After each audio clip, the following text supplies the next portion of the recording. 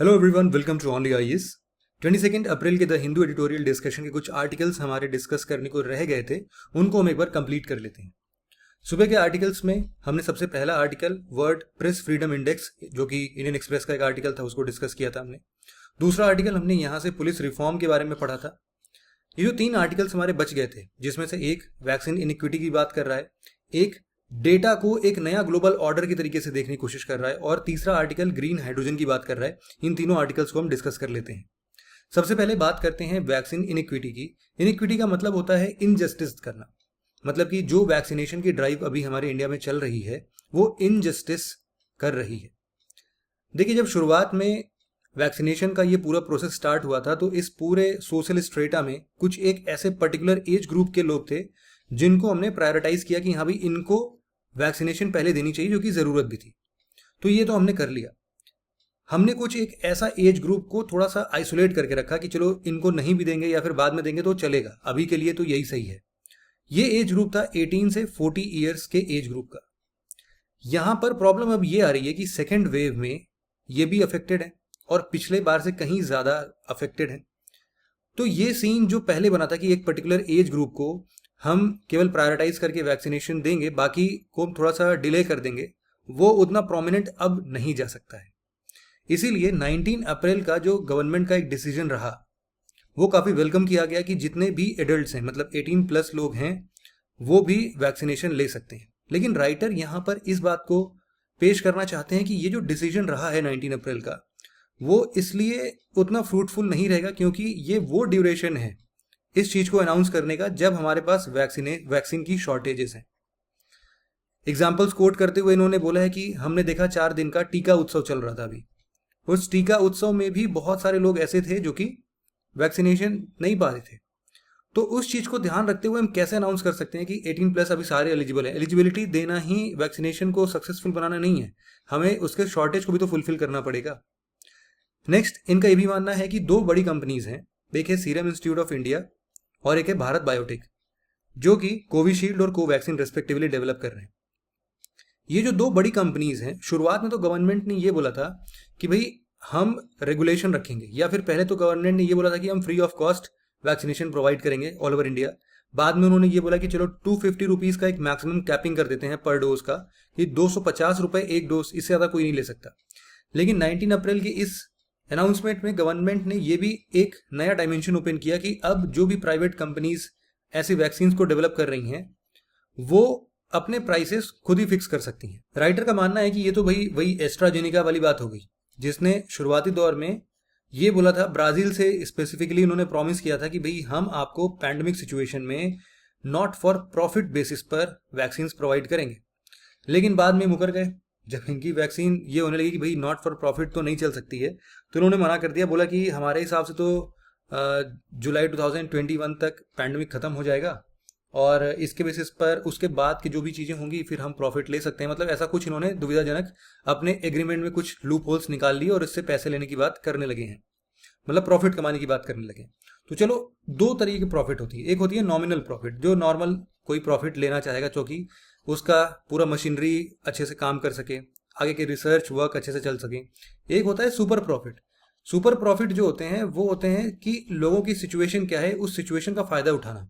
जैसे कि इस टाइम वैक्सीनेशन ड्राइव में वैक्सीन की कमी है, तो अब जो प्राइवेट प्लेयर्स हैं इस फील्ड में वो पूरा फ़ायदा उठा सकते हैं सुपर प्रॉफिट के लिए, कि अब तो लोगों की ज़रूरत है। अगर हमने 250 की जगह अगर हमने 1000 रुपये की भी वैक्सीन बेचना स्टार्ट कर दिया तो कोई रोकेगा थोड़ी ना, और पैसे वालों की कमी थोड़ी ना है। जितने लोग हैं इस तरीके के कि वो तो और ज़्यादा अमाउंट देके वैक्सीनेशन लगवाने को तैयार हैं। तो ये सुपर प्रॉफिट कमाने की बात होती है। यहाँ पर फिलहाल राइटर इस फेवर में नहीं है।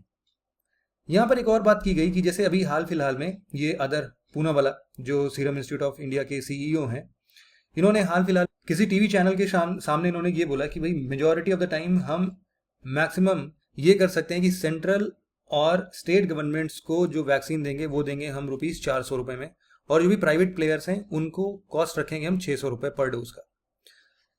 यहाँ पर बात ये आती है कि हमारा एक मेजर चंक, जो कि हम ये बता रहे थे कि 18 से 40 ईयर्स एज का है, सेंट्रल गवर्नमेंट तो ये कहती है कि हम एक पर्टिकुलर एज ग्रुप को वैक्सीनेशन प्रोवाइड कर चुके हैं या फिर उन पर्सन्स को वैक्सीन प्रोवाइड करेंगे जो फ्रंट लाइन वर्कर्स हैं।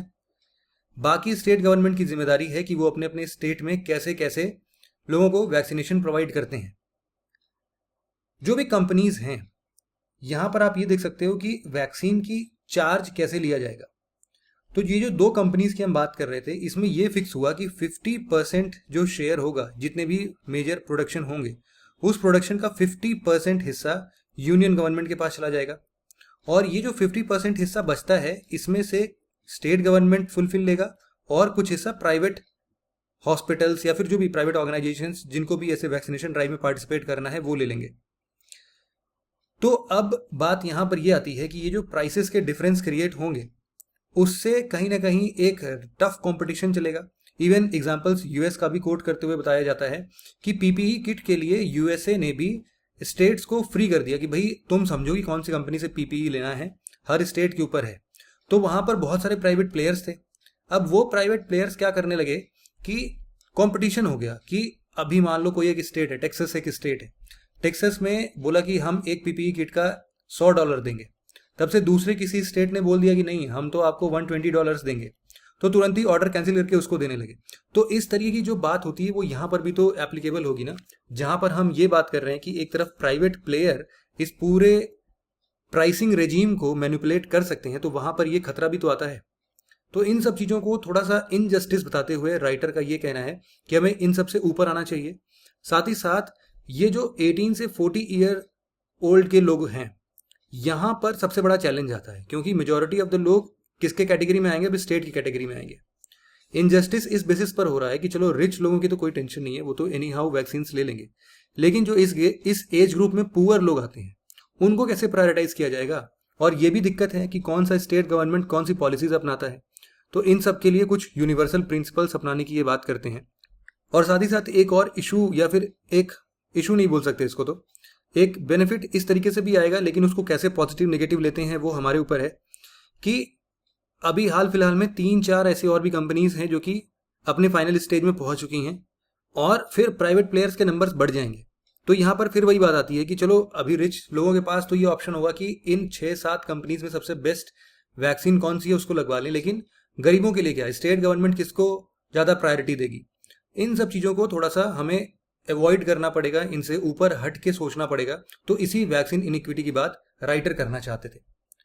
हमारे अगले आर्टिकल में ये जो राइटर हैं मुकुल सानवाल, इनका मानना है कि आज के टाइम पर ये जो डेटा है, ये डेटा अपने आप में एक स्ट्रैटेजिक इंपॉर्टेंस रखता है। ये एक नया ग्लोबल ऑर्डर सेट करने की कैपेसिटी रखता है। कैसे? इसको समझते हैं। अभी तक यूजुअली हम ये समझते हैं कि जिसके पास ज़्यादा इकोनॉमिक पावर है वो कंट्री ज़्यादा स्ट्रांग हो सकती है, जिसके पास मिलिट्री पावर है वो ज़्यादा स्ट्रांग हो सकती है। लेकिन इन्होंने चाइना का एग्जाम्पल देते हुए बताया कि कैसे डेटा को मैनिपुलेट करके जो ये डेटा स्ट्रीम बन रहा है, जिसमें खूब सारे डेटा का फ्लो देखते हैं हम, उसको कंट्रोल करके कैसे कोई एक नया ग्लोबल ऑर्डर सेट कर सकता है। इंडिया को भी ये सिखाना चाहते हैं कि देखो अब हमारे पास चूंकि ऑलरेडी बहुत सारे ऐसे डेटा प्रेजेंट हैं, तो उसका यूज करके हम लोगों से नेगोशिएट अच्छे तरीके से कर पाएंगे।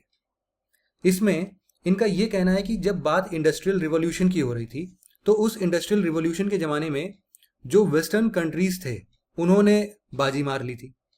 लेकिन जब बात आती है कुछ साल बाद की, मतलब इस टाइम पर, तो ये कहीं ना कहीं पावर शिफ्ट हो रहा है एशिया पैसिफिक रीजन की तरफ। ये जो एशिया पैसिफिक रीजन है जहां पर बड़े पावर्स हैं, लाइक चाइना सबसे बड़ा है, इसने जो ग्लोबल ऑर्डर है उसको चेंज किया है। किस तरीके से चेंज किया है उसका एग्जाम्पल में ये डेटा को कोट करते हैं कि देखो अभी तक बात इंडिया की हो, बात यूएस की हो, अगर चाइना के साथ रिलेशन देखें तो अभी भी बॉर्डर स्किर्मिशेस हमें देखने को मिलेंगे, कुछ फाइट्स हमें देखने को मिलते ही हैं, बॉर्डर डिस्प्यूट्स देखने को मिलता है, कुछ और भी लेवल पर हमें डिस्प्यूट्स देखने को मिलते हैं। लेकिन जब बात होती है ट्रेड की, तो ट्रेड सबसे ज़्यादा चाइना से ही होता है, इंडिया का भी हो, यूएस का भी हो, सबका। तो ये कैसे पॉसिबल हो पाया? इसमें इनका एक बड़ा योगदान राइटर के हिसाब से डेटा का है। यहाँ पर राइटर कौन से डेटा की बात कर रहे हैं? देखो डेटा का बात करना मतलब इनका कहना है कि देखो एक सबसे बड़ा डेटा हमें मिलता है मोबाइल पेमेंट्स के थ्रू, ठीक है? जैसे कि भारत में यूपीआई सिस्टम चलता है ना, कि कहीं पर भी गए, दिल्ली वगैरह में तो बहुत कॉमन है कि मेजॉरिटी ऑफ द टाइम हम यूपीआई करते हैं। कैश का फ्लो बहुत कम हो रहा है, लेकिन इस यूपीआई के पेमेंट से एक बड़ा डेटा जनरेट होता है कि हमने किसको पे किया, किस चीज़ के लिए पे किया। यहाँ पर एक डेटा छिपा हुआ है, तो इस डेटा का यूज कर सकते हैं। चाइना की अगर सुने तो इन राइटर के हिसाब से चाइना के पास इस टाइम पर 53 ट्रिलियन डॉलर का मोबाइल पेमेंट होता है हर साल। अब यहाँ पर ये बहुत बड़ा है, क्योंकि इंडिया की बात करें तो इंडिया में ऐसा माना जा रहा है कि हम लोग 2025 तक लगभग 1 ट्रिलियन डॉलर की मोबाइल पेमेंट्स करना स्टार्ट कर देंगे। और कहाँ पर? अभी चाइना 53 ट्रिलियन डॉलर पर है।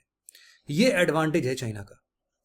दूसरी चीज ये कि इंडिया के पास भी एडवांटेज है कि अगर इसको वो थोड़ा सा और एम्फेसाइज कर सकता है, क्योंकि इंडिया ने टारगेट रखा है कि 2025 तक उसको 5 ट्रिलियन डॉलर की इकोनॉमी बननी है।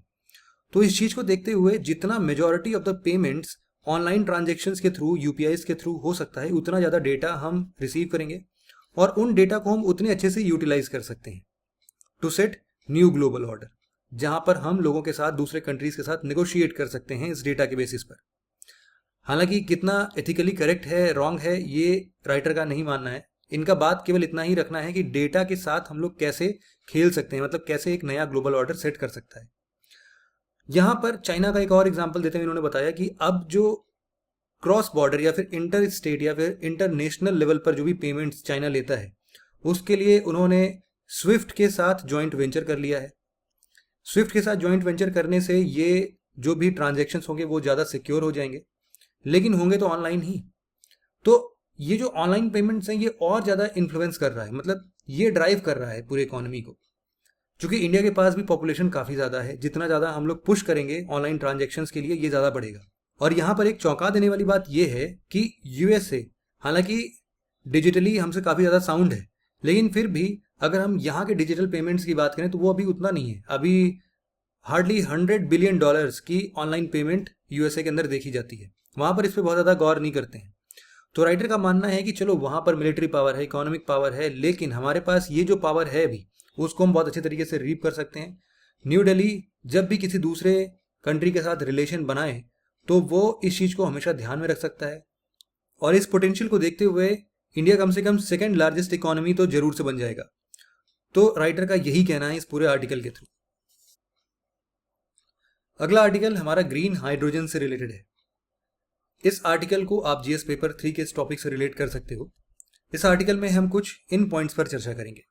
सबसे पहले समझते हैं कि हाइड्रोजन के बारे में कुछ जानकारी ले लेते हैं। सबको पता होगा कि पीरियोडिक टेबल में सबसे पहला एलिमेंट कौन है? हाइड्रोजन है। हाइड्रोजन सबसे लाइटेस्ट एलिमेंट हो गया, इसीलिए यहाँ पर फायदे की बात यह है कि हाइड्रोजन कंबस्टिबल नेचर का होता है, मतलब कि बहुत अच्छे से जलता है, इसीलिए इसको हम लोग हाइड्रोजन फ्यूल सेल्स वगैरह में काम लेते हैं। इवन जब हम स्पेस क्राफ्ट लॉन्च करते हैं तो वहां पर भी प्रपल्शन सिस्टम में एज ए फ्यूल ये काम आता है। हाईली कंबस्टिबल का मतलब है कि काफ़ी एफिशिएंट है। स्टैंडर्ड टेम्परेचर पे ये ऑर्डरलेस, कलरलेस, टेस्टलेस गैस होता है। जीरो एमिशन फ्यूल की तरीके से हम इसको देख सकते हैं, क्योंकि ये जब भी ऑक्सीजन के साथ बर्न होता है तो इसका by product usually water vapour आता है, जो कि उतना नुकसानदायक नहीं है। और इवन जो हम अभी हाल फिलहाल के आर्टिकल्स में डिस्कस कर रहे थे कि हमें लो कार्बन फ्यूचर की तरफ टारगेट करना है, उसको भी अचीव करने में हमारी हेल्प कर सकता है। हाइड्रोजन के अलग अलग टाइप्स हैं। ग्रे हाइड्रोजन है, ब्लू हाइड्रोजन है, ग्रीन हाइड्रोजन है। इन सब के बारे में एक बार पढ़ लेते हैं। देखो, ग्रे हाइड्रोजन वैसे हाइड्रोजन्स होते हैं जो कि हाइड्रोकार्बन से एक्सट्रैक्ट किए जाते हैं। यहाँ पर जो इनके बाई प्रोडक्ट होते हैं, लेट्स से कार्बन डाइऑक्साइड एक बाई प्रोडक्ट है, ये यूं ही एटमॉस्फेयर में निकल जाता है, इसको हम लोग स्टोर नहीं कर सकते। यही इसकी सबसे बड़ी कमी है। लेकिन इंडिया में सबसे ज़्यादा अभी के टाइम पर ग्रे हाइड्रोजन ही प्रोड्यूस किया जा रहा है। ब्लू हाइड्रोजन की बात करें तो मोर और लेस ये ग्रे हाइड्रोजन जैसा ही है, लेकिन जो इसके बाई प्रोडक्ट होते हैं CO2 या कार्बन मोनोऑक्साइड, इनको हम लोग स्टोर कर सकते हैं, कैप्चर कर सकते हैं, तो इसीलिए ग्रे हाइड्रोजन से तो ज़्यादा ही अच्छा है। तीसरा आता है ग्रीन हाइड्रोजन, जिसकी बात इस आर्टिकल के अंदर में की जा रही है। ये प्रोड्यूस किया जाता है रीन्यूएबल एनर्जी रिसोर्सेज से, जैसे कि सोलर पावर है या फिर विंड पावर है। इन सबको यूज करके हम लोग हाइड्रोजन को प्रोड्यूस करते हैं। कैसे? वाटर के ऊपर हम इलेक्ट्रिसिटी अप्लाई करते हैं और ये इलेक्ट्रिसिटी वाटर मतलब कि H2O मॉलिक्यूल को हाइड्रोजन और ऑक्सीजन में ब्रेक कर देता है। इनके बाई प्रोडक्ट भी वाटर वेपर, वाटर ऐसा ही निकलता है, जो कि वापस से इनको हम लोग यूज करके और हाइड्रोजन्स बनाते हैं। तो इस तरीके से ये सेफ है। और चूंकि हमने ये देखा कि हाइड्रोजन आगे के आने वाले समय पे बहुत ही एफिशिएंट फ्यूल बन सकता है, तो इसीलिए ये आर्टिकल हमारे ना केवल एग्जामिनेशन पॉइंट ऑफ व्यू से बल्कि हमारे फ्यूचर के लिए भी बहुत इंपॉर्टेंट है। इसीलिए हमें ग्रीन हाइड्रोजन के प्रोडक्शन पर फोकस करना चाहिए। इसीलिए इंडिया ने भी national hydrogen energy mission launch किया है, NHEM। हाइड्रोजन को इतना इंपॉर्टेंस हम क्यों दे रहे हैं? क्योंकि भाई देखो, इसकी एफिशिएंसी है, पेट्रोल से मुकाबला करें तो 2 से 3 गुना ज़्यादा एफिशिएंसी है इस हाइड्रोजन के पास। साथ ही साथ हम लोगों को पता है कि पॉल्यूशन बहुत ज़्यादा बढ़ता है जब भी हम ऐसे कोई भी, मान लो पेट्रोल है, डीजल है, कुछ भी यूज़ करते हैं उससे, तो ये भी कम होगा। ऑयल के प्राइस राइज बहुत ज़्यादा हो रहे हैं, तो एक बढ़िया टफ कंपटीशन मिलेगा और साथ ही साथ पोल्यूशन भी कम कर रहे होंगे, तो विन विन सिचुएशन है अगेन। यहाँ पर जो भी दूसरे सेक्टर्स हैं, like iron and steel industries हैं, केमिकल सेक्टर्स हैं, वहाँ पर भी ट्रांसपोर्टेशन में बेनिफिट पाने की वजह से और भी फायदे होंगे। तो इसीलिए ग्रीन हाइड्रोजन अपने आप में बहुत बढ़िया फ्यूल है जिसको हम फ्यूचर जनरेशन्स के लिए यूज़ कर सकते हैं। आप सबको पता है कि इंडिया ने 2022 तक 175 gigawatt renewable energy resource produce करने की बात की है। ये जो 175 गीगावाट है, चलो ये तो कहीं ना कहीं हमें लो कार्बन की तरफ आगे बढ़ा रहा है, लेकिन साथ ही साथ अगर हम लोग हाइड्रोजन के इस कैपेसिटी पर भी थोड़ा सा फोकस कर लेंगे तो ना केवल ये पेरिस एग्रीमेंट के गोल्स को अचीव करने में मदद करेगा, बल्कि साथ ही साथ जो हमारा फॉसिल फ्यूल्स के ऊपर ओवर डिपेंडेंस है उसको भी कम कर सकता है। तो अगेन इसके बारे में मतलब बिल्कुल जस्ट है कि हम इसको ही यूज करें, हर तरफ से ये फायदा ही दे रहा है। न्यूज में इसलिए रहा है कि चूंकि अब नेशनल हाइड्रोजन एनर्जी मिशन के लॉन्च करने के साथ साथ इंडिया उन 15 कंट्रीज के ग्रुप में शामिल हो रहा है जिसको हम लोग हाइड्रोजन क्लब के नाम से जानते हैं। इस नेशनल हाइड्रोजन मिशन के अंदर में हम लोग अच्छे बड़े लेवल पर इंफ्रास्ट्रक्चर डेवलप करने की बात कर रहे हैं। हम एक बड़े लेवल पर नीश एप्लीकेशन डेवलप करने की बात कर रहे हैं जो कि ट्रांसपोर्ट सेक्टर में या फिर दूसरे इंडस्ट्रियल सेक्टर्स में यूज होने होगा कि हम वहां पर हाइड्रोजन फ्यूल को यूज करें। यहाँ पर हम बड़े लेवल पर रिसर्च एंड डेवलपमेंट को अंजाम देंगे जिससे कि हम और अच्छे तरीके से हाइड्रोजन फ्यूल को एक्सट्रैक्ट कर सकें, उसको बना सकें। साथ ही साथ हम एक ग्लोबल हब बनना चाहते हैं जो कि हाइड्रोजन और फ्यूल सेल्स टेक्नोलॉजी में पूरे ग्लोबल लेवल पर बाकी लोगों को लीड करें। तो इंडियन गवर्नमेंट के पास ये एक काफ़ी सही मौका है जब हम ग्रीन हाइड्रोजन के प्रोडक्शन को बढ़ा सकते हैं और अपने फॉसिल फ्यूल के डिपेंडेंस को हम काफ़ी हद तक कम कर सकते हैं। ग्लोबल टारगेट की बात की जाए तो अभी आसपास लगभग 1.45 million tons of green hydrogen का प्रोडक्शन हम देख सकते हैं 2023 तक। मतलब इतना होना चाहिए, इतनी तो डिमांड है। इंडिया में भी बात करें तो अलग अलग लोग जैसे कि council on energy environment and water CEEW के एनालिसिस की बात माने तो 2030 तक इंडिया का अपना खुद का जो डिमांड है वो लगभग 1 मिलियन टन हो जाएगा इस ग्रीन हाइड्रोजन का, जो कि अलग अलग सेक्टर्स में यूज होंगे। तो इसीलिए ओवरऑल ये जो नेशनल हाइड्रोजन मिशन है ये हमेशा हमें फायदा ही पहुंचाएगा। लेकिन इसी के साथ साथ कुछ चुनौतियां भी आती हैं। लेट से पहली चुनौती है डिसेंट्रलाइज्ड हाइड्रोजन प्रोडक्शन की। होता यूं है कि मान लो एक रिन्यूएबल एनर्जी प्रोडक्शन है, मान लो कि विंड एनर्जी है, इससे इलेक्ट्रिसिटी प्रोड्यूस हो रही है। दूर दराज पर कहीं इलेक्ट्रोलाइजर रखा हुआ है। इलेक्ट्रोलाइजर क्या काम करता है? यही वाटर मॉलिक्यूल्स में से हाइड्रोजन और ऑक्सीजन को स्प्लिट करता है। और इसके बाद थर्ड प्लेस पर कहीं पर स्टोरेज यूनिट है जो कि इस हाइड्रोजन को स्टोर कर रही है। अगर इनके बीच की दूरियां बढ़ गई तो ट्रांसपोर्टेशन कॉस्ट बढ़ेगा ही बढ़ेगा, है ना। इस चीज को कम करना है, इसीलिए इस चीज को कम करने के लिए हमें चाहिए डिसेंट्रलाइज्ड हाइड्रोजन प्रोडक्शन। इसका एग्जाम्पल बहुत अच्छा सा ये है कि मान लो कच्छ के सोलर प्लांट में अगर हम लोग सोलर एनर्जी प्रोड्यूस कर रहे हैं, इलेक्ट्रिसिटी प्रोड्यूस कर रहे हैं, इस इलेक्ट्रिसिटी को हम लोग वडोदरा के रिफाइनरी में भेजें और वडोदरा का रिफाइनरी हाइड्रोजन प्रोड्यूस करे, तो यहां पर हम 60% तक ट्रांसपोर्टेशन कॉस्ट को रिड्यूस कर सकते हैं। तो ये हमारे लिए एक वायबल ऑप्शन होगा, ठीक है, कि हम डायरेक्टली इलेक्ट्रिसिटी को वहीं पर प्रोड्यूस करें जहां पर ऐसा इलेक्ट्रोलाइजर रखा हुआ हो। इसके साथ यहां पर बात हो रही है ओपन एक्सेस ऑफ इलेक्ट्रिसिटी की। ओपन एक्सेस ऑफ इलेक्ट्रिसिटी क्या होता है? देखो क्या होगा कि जो भी ट्रांसमिशन और डिस्ट्रीब्यूशन होता है, इस केस में मान लो हमारे पास कुछ ये मल्टीपल ऑप्शंस हैं, या तो हम सोलर पावर प्लांट से इलेक्ट्रिसिटी ले लें या फिर हम विंड पावर प्लांट से इलेक्ट्रिसिटी ले लें, और इसके मल्टीपल ऑप्शंस हो कि इसके ABCD कुछ 4 प्लांट्स हैं, यहाँ से भी कुछ अलग अलग लोग प्रोड्यूस कर रहे हैं, DEF मान लो कुछ ऐसे। तो ओवरऑल जो इलेक्ट्रोलाइजर है उसके पास ऑप्शन है कि इन 5 कंपनियों में से किसी से भी हम बिजली ले सकते हैं। तो ये ओपन एक्सेस होता है, ठीक है। इसको अभी तक बहुत अच्छे तरीके से इंप्लीमेंट नहीं किया गया है। हालांकि इलेक्ट्रिसिटी एक्ट 2003 में इसको इंप्लीमेंट करने की बात की गई थी, बट अभी भी लेटर एंड स्पिरिट में ये इंप्लीमेंट नहीं होता है। यहाँ पर ऑप्शंस नहीं होते हैं। ये बेसिकली इलेक्ट्रिसिटी एक्ट 2003 में ये बोला गया था कि जो भी बड़े इलेक्ट्रिसिटी यूजर्स हैं, जो 1 मेगावाट से ज़्यादा इलेक्ट्रिसिटी कंज्यूम करते हैं, उनके पास ये ओपन एक्सेस फैसिलिटी होनी चाहिए।